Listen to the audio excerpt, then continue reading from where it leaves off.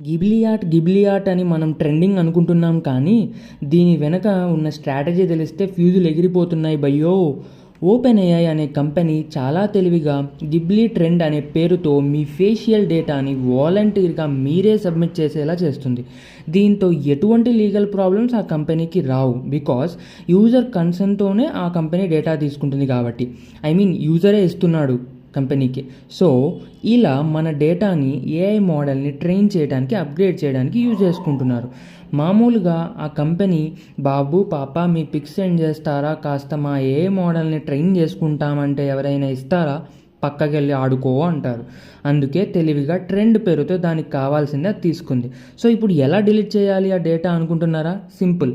మీ ChatGPT హిస్టరీకి వెళ్ళి history tab పక్కన ఉన్న 3 డాట్స్ని క్లిక్ చేసి మొత్తం చాట్ని డిలీట్ చేసేయటమే. సో దట్ మీ డేటా మొత్తం సేఫ్.